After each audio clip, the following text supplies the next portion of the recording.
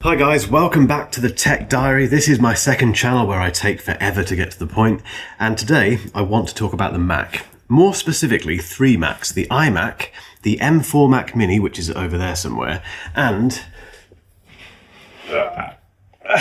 it's not that heavy, the Mac Studio. Now the M4 Mac Mini needs to stay over there at the moment because it's doing stuff. Doing very important things for this business, which I guess more than anything explains or reveals that I do actually use these computers.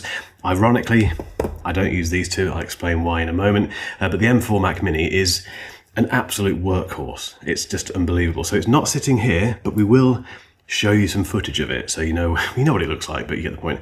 But these are all desktop Macs, and in my view, they're the only desktop Macs worth buying. Unless you're the sort of person who needs a Mac Pro, and I don't know who that is. Which is complicated by this thing, made even harder to work out based on this, which I'll get onto in a moment. But I thought I'd talk about each of them in turn, because they just fascinate, they absolutely fascinate me. Let's put that, is quite heavy. Let's put that one over there for the moment. Let's talk about the iMac. So this is the M1 24-inch iMac. So it has a 24-inch display, and this one has the M1 chip in it. It has 8 gig of unified memory. Since then, we've had the M3 and we've had an M4 version.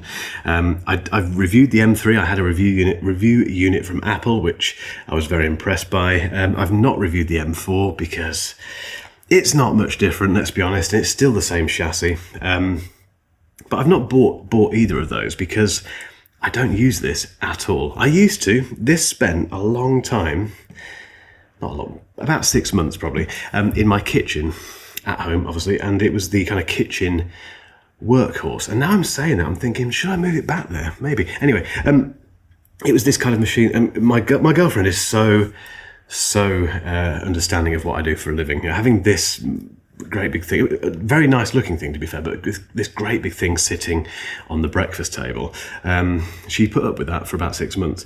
But I quite enjoyed coming down in the morning, making a coffee and using this as my main at-home computer basically. There's something about the iMac. It's if you've never owned an iMac, the kind of all-in-one thing is really quite something. It's neat. It's so simple just to use. You know, there's no faffing around, and it does look lovely. I particularly like this blue color. I think it's lovely. Let me know if you've got one of these in the comments, please. If you've still got the M1 version, or if you're rocking an M4 version, let me know. But and obviously this is the redesign, which I think came along in 2021. Have I got that right?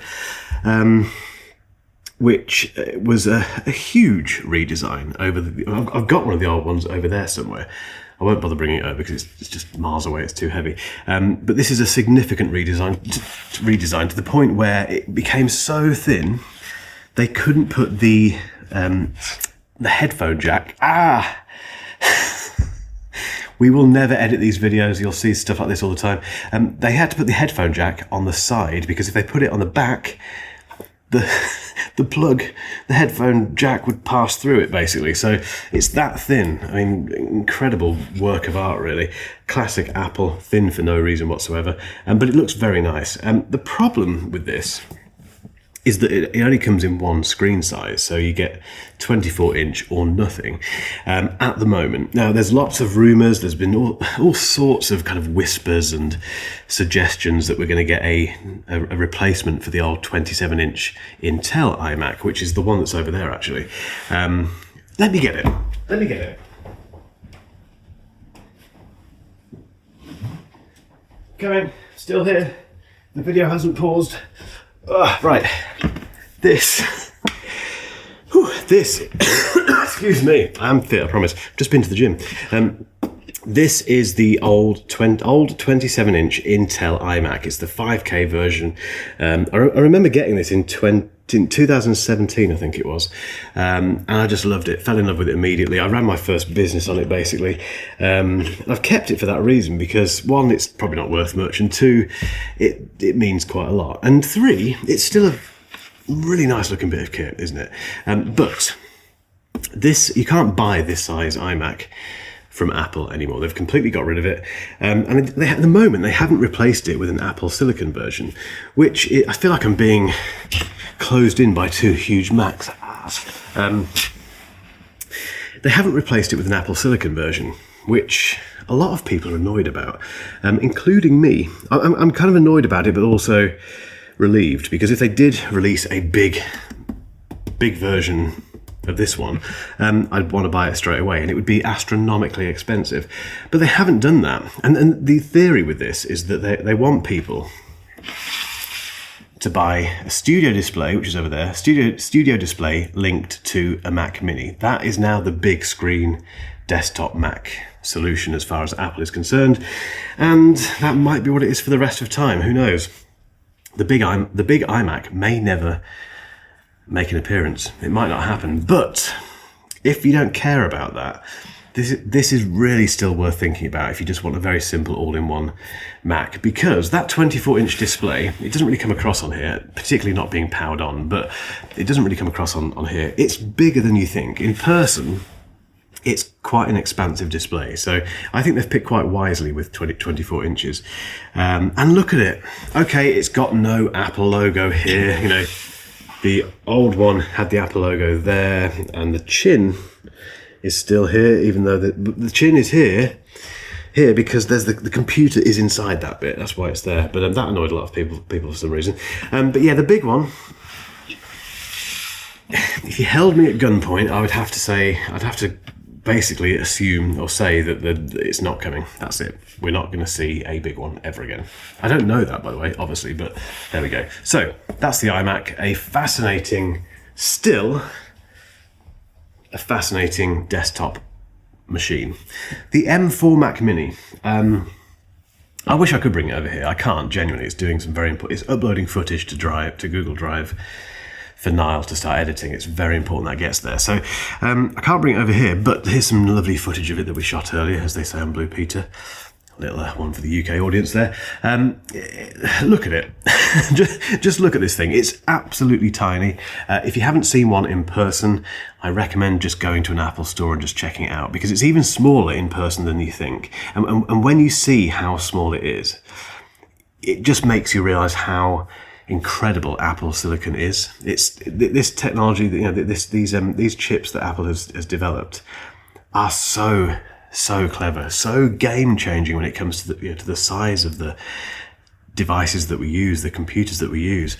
And I genuinely think, I've said this several times, I still believe it, that the M4 Mac Mini is the best thing that Apple has ever made because it just kind of encapsulates how far they've come with chip design and what those chips can do with such a small footprint. And that one over there, the fan never comes on. It does some fairly chunky stuff occasionally. I've never heard the fans come on. It is the M4 Pro version, so it's the fancy one. But I even tested the regular base model M4, and even that didn't spin its fans up during very intensive tasks. So it's an incredible computer.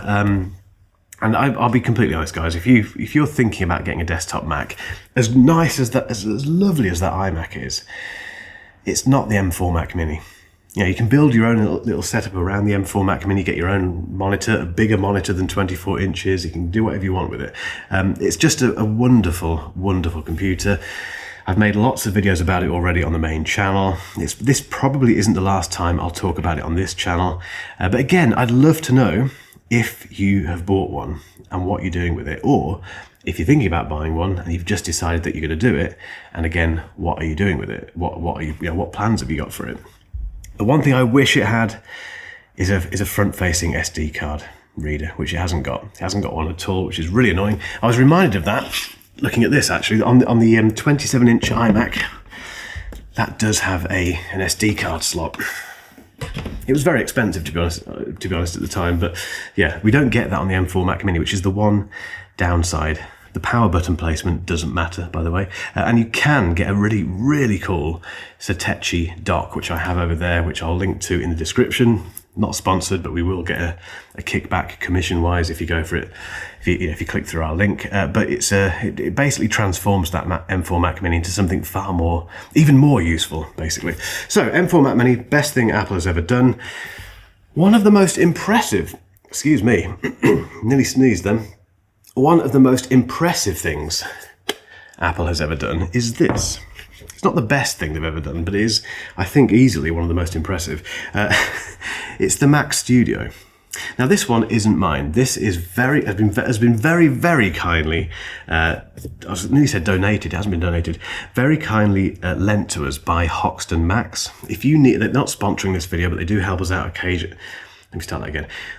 Did I get that right? They're not sponsoring this video. You have to be very careful to get this right. They're not sponsoring this video, but they do help us out occasionally by sending stuff like this for us to feature in videos. And there's no commission. If you click on the link in the description, we don't get paid for it. It's just, we're helping them out because they're helping us out. Hoxton Macs, they have, as you would guess, refurbished Macs, and lots of them at very good prices. And, well, go and check them out if you want to get a very decently priced Mac. Mac Studio, this is the M1 version. I can't remember what chip is in this, but it's, does it tell me on the bottom? No, of course it doesn't. But this is an M1 version. I said earlier that I don't know who needs a Mac Pro. I don't really know who needs one of these.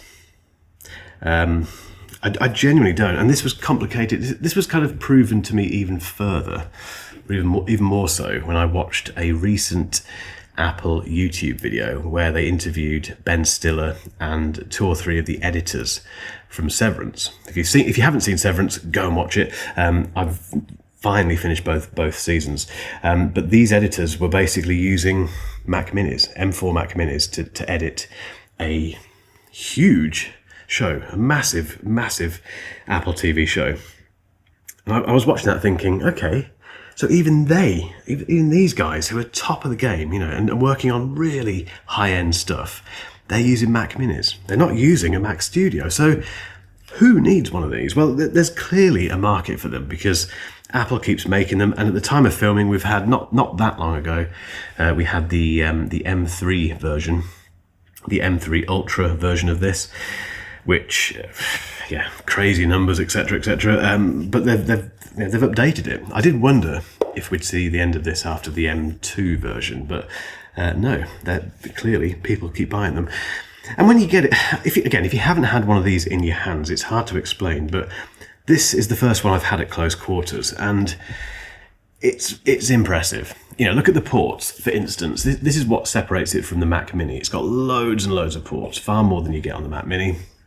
It's got USB-A for starters, and it's got much more cooling, much more active cooling. It's a much bigger box, so it can clearly take a bit more stick in terms of high-end performance. And it's got a front-facing SD card slot. So yeah, it's a curious Mac, this. I don't need it at all. I've got no need for this whatsoever. There's no way I'll be buying one of these from Hoxton Macs or from Apple themselves, because it wouldn't make sense for this business. But again, and part of the reason I'm making this video is to hear from you guys. Have you got one of these? And what are you doing with it?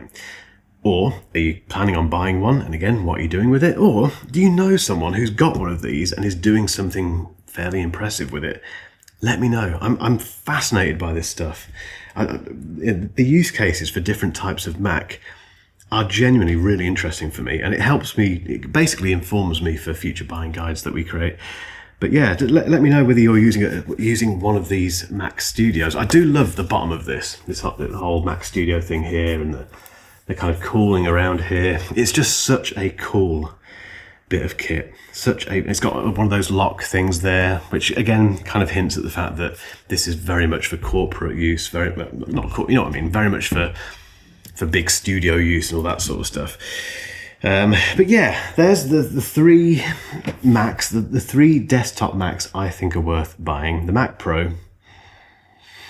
I mean, Apple, if you're watching this, I know that Apple do occasionally send me things to review. If you fancy sending me a Mac Pro, if you've watched this and thought he needs to see that, then by all means send one over. I'm not sure what I'd do with it, really, but I'd come up with something. I'd come up with some sort of idea. Actually, again, if you've got a Mac Pro, let me know in the comments. Let me know what you're doing with it, and if you know someone who's got one, let me know.